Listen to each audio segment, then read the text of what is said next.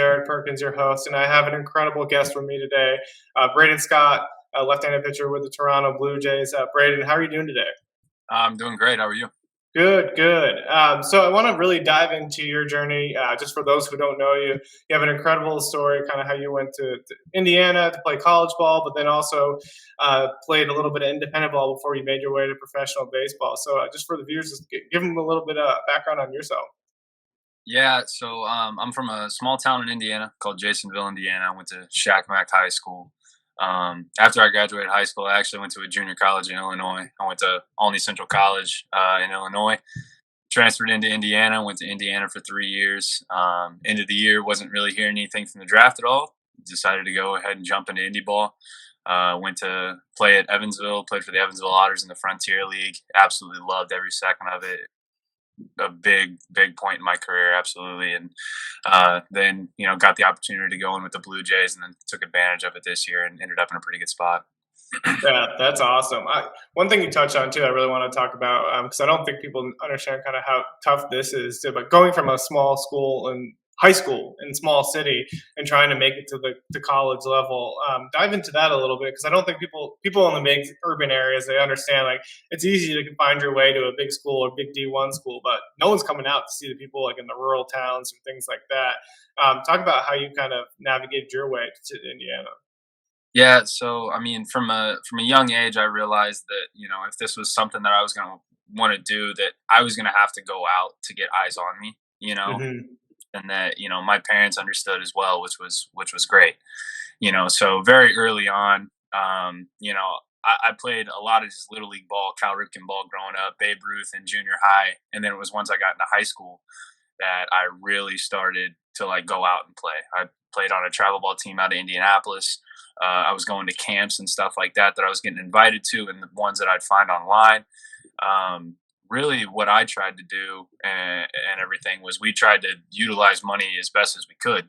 So a lot of the times we're trying to find these big um, workouts and everything like that so that we could go there and we could get in front of as many eyes as possible. And I think that was a very big thing for me when I was younger, was that instead of going to a lot of these specific camps, where it's like Indiana University baseball camp, like, yeah, you should absolutely go if you want to try to get that opportunity with that sole university.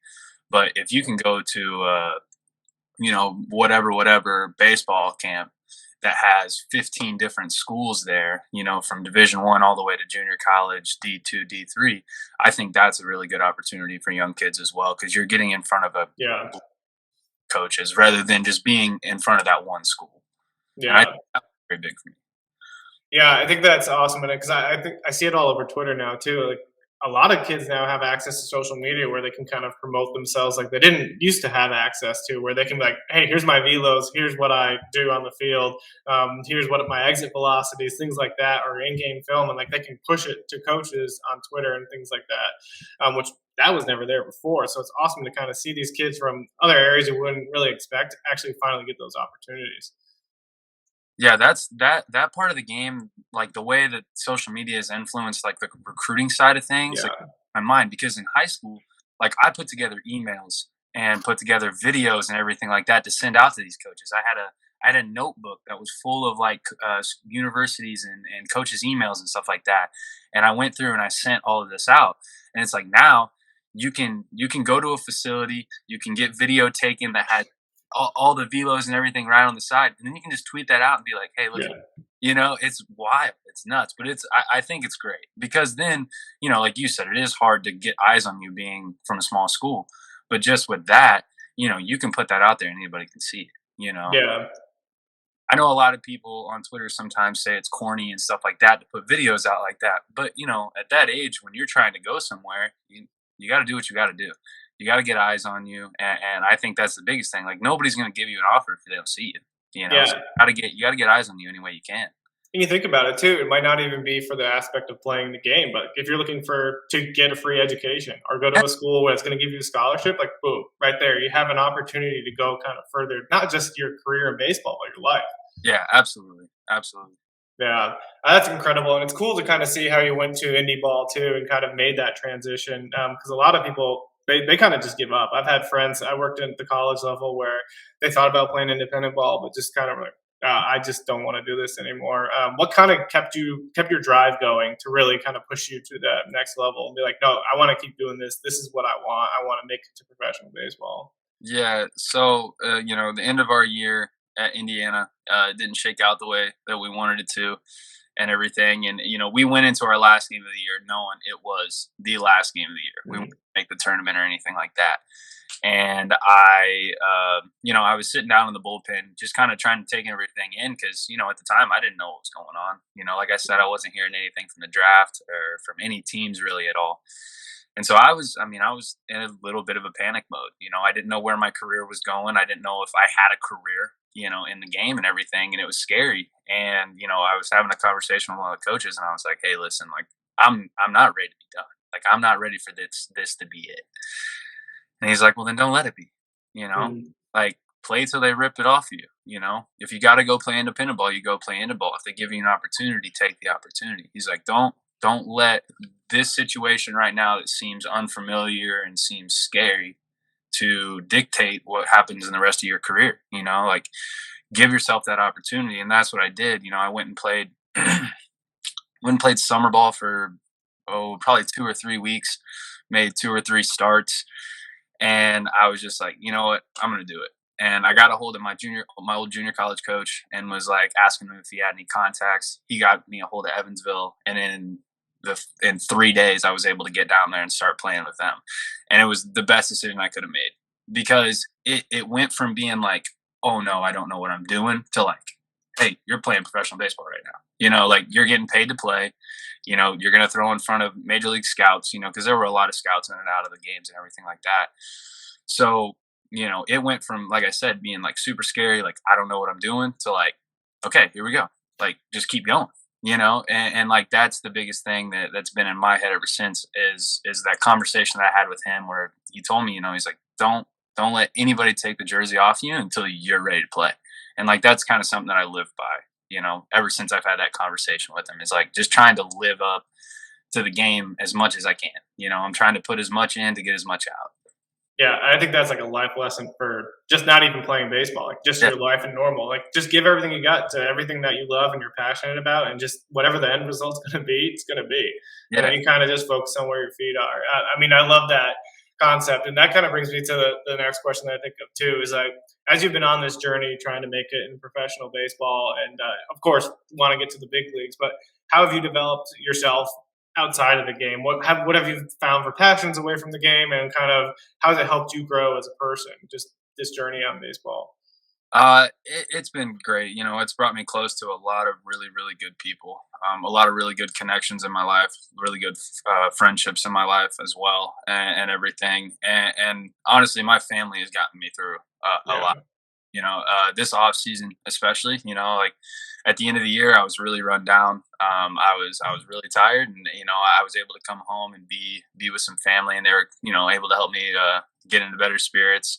I have a new nephew, so that's also been great. He's awesome, but from the standpoint of being a better person in the game, it really is just the people that you meet. You get to see the game that is so small on such a big level because of all the people that you meet. You're playing on a team of 30 something guys or whatever, and you've got guys from Colorado, you got guys from Arizona, California, you got guys, our Latin players that are from the Dominican Republic, Cuba, Mexico, Venezuela. It's nuts. You get to see the world that is so big in this one little small game, and you get to play with so many people, and it's awesome. I think that's been one thing that's definitely helped me as a person. Yeah, and I love that. We interviewed Jacob Turner, who was a 7-year big leaguer, and he talked about, he's like, one thing you realize when you're playing the game is like how important relationships are, because the game's going to end no matter what. How long you play it, it's going to end, and then at some point you're going to be like, okay, the relationships I made, those last forever. And I think that's just a huge mindset going on to have.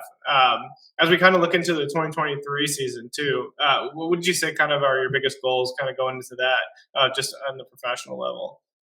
I'm always trying to get better every off season. So this off season for me was, trying to get bigger, faster, stronger, just like every single year. And emphasis on the bigger part of it. They wanted me to put on 20 pounds before spring training, so I've been working away at that, trying to get that there. And then honestly, another big thing for me has been the mental side of the game.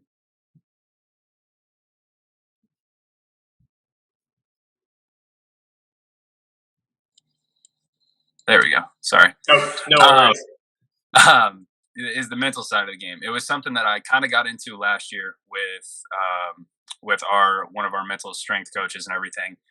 And she was great. She kind of helped me get down a path that I wanted to get down. I told her that it was the mental side of the game is something that I have always acknowledged, but I've never really gotten into. So, I'm reading a book right now for the first time since like high school, like actually just leisurely reading a book. Yeah, And it's great. I love it, and it's something that I'm going to continue to keep doing. And I think that's going to be a big part, of my game leading into this year is just trying to mentally be in the moment every single day, because it's extremely stressful over 140 game season, yeah, 160 game season if you're in the big leagues. So it's like, how can you be as consistent as possible through every facet of your game every single day? You only get one off day a week in the minors on Monday. And then the other 6 days, you're either on the road or you're in the clubhouse. So it's like, how can I be the same person every day in the clubhouse, out at the clubhouse, on the field, off the field, and everything? yeah. I love that. That's something that. So I work for an organization called Major League University on the side as well. And they focus on the mental side of the game and all their youth camps and things like that. And it's one thing that really stuck out to me when I interviewed Brewer Hickler of the Kansas City Royals. He said I really had to separate my personal life from my performances on Yeah, the field, because he was like, I had to just remember, like, no matter what happens on the field, when I go home, the people that still love you, they still love you, no matter exactly. how you do. And so, like, as long as you focus on that, like, focus where your feet are, do what you can to kind of get to that next level. I think that's perfect. Yeah, and like that was another thing that I really tried to do, especially towards the end of the season, was not bring no matter the outcome, not bring the game home with me. Mm, You know, yeah, trying to separate that and keep that, leave that at the field. I don't want to, if I go out and have a tough outing, I don't want to bring that energy home with me and then be in a bad mood, the whole night or anything like that. Or even if I have a good outing, it's like understanding what you did that day and being able to leave it there to come back to the following day to pick right up on. And I feel like that's really big, because then you do get that separation. You yeah, get home and you get to kind of decompress and just kind of feel fine. You might still have to go through and analyze what happened and the emotions and the outcomes and what dictated what, and everything. But like it is important to be able to analyze rather than hold on to, sit on, and just have that weight just dragging over you. yeah, yeah. Just like not having to take you down for the entire week. Yeah, yeah, Yeah. yeah. Well, wrapping up, kind of diving into the last couple of questions. The one I always ask, this as a fun one, go to restaurant during the off season. As soon as you're home, you're like, I gotta have this every Restaurant in the off season. Oh man, I don't know. I don't eat out a whole time. lot. There is a place I haven't got to go to it since I've been home here, but it's in Bloomington. It's called Buffalo's. It's a wing place. It's phenomenal. Every time I go back to Bloomington, I try to get there. My family's crazy about it too. It's a really good place to eat. I'm a sucker for wings, so if I ever get over there, Ab- I gotta make it. Absolutely. The last question I always ask, because we want this to be something that the fans really enjoy, but we also want to provide like a resource for future minor leaguers and things like that. If you had one piece of advice for a guy maybe going through the same journey as you are, coming from a small town, trying to go through independent ball, or just trying to make it from the high school or college level as well, what would that be? One piece of advice be as they kind of try to embark on their journey in professional baseball? It's really simple. Like, just don't give up. Yeah, Like, believe in everything that you do. If you're just running through the work and you don't truly believe in what you're doing, it won't ever come around. yeah, You know, that I truly believe in. I mean, I've been told a lot. I've seen it a lot where like I said, it feels like something's over, and it's just like everything that I've done to this point. There's no way that this can be it with everything that I've put in and everything like that. So believe in your work, believe in what you do, believe in yourself, and just have confidence in everything that you do. And I think that's a big key to success. I love it. That's awesome. And Braden, we can't thank you enough for joining us and taking some time and sharing your story. It's just incredible how you made your journey was to professional baseball. Everybody's on their different path, and yours is just an awesome one. And we wish you nothing but the best going into 2023. Thank you so much. Thank you for having me on. Yeah.